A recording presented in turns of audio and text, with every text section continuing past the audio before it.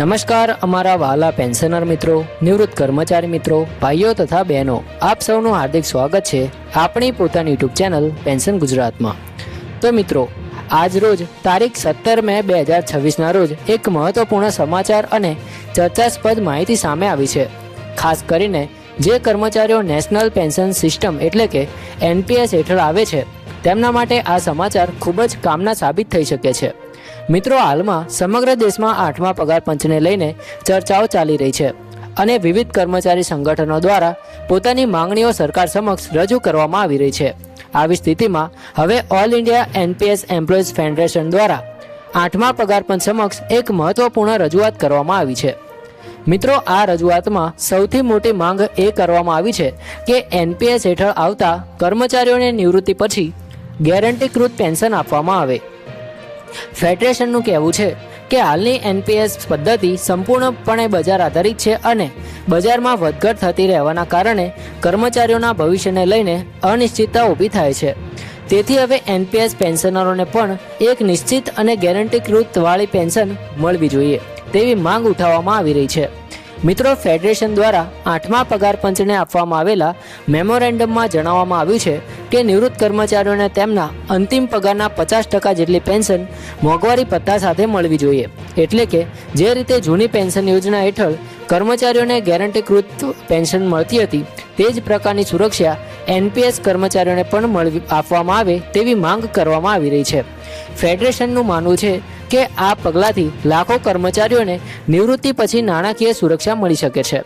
મિત્રો, તમે જાણો છો કે હાલ NPS યોજના હેઠળ કર્મચારી પોતાના મૂળ પગાર અને DAના 10% જેટલો ફાળો આપે છે, જ્યારે સરકાર તરફથી 14% ફાળો આપવામાં આવે છે।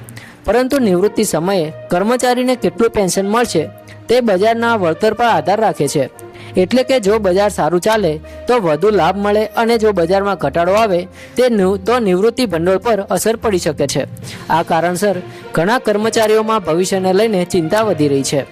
મિત્રો, ફેડરેશન દ્વારા એવો પણ દાવો કરવામાં આવ્યો છે કે છેલ્લા કેટલાક વર્ષોમાં બજારની અસ્થિરતા વધી છે, જેના કારણે ઘણા કર્મચારીઓના નિવૃત્તિ ભંડોળના વિકાસ પર અસર પડી છે।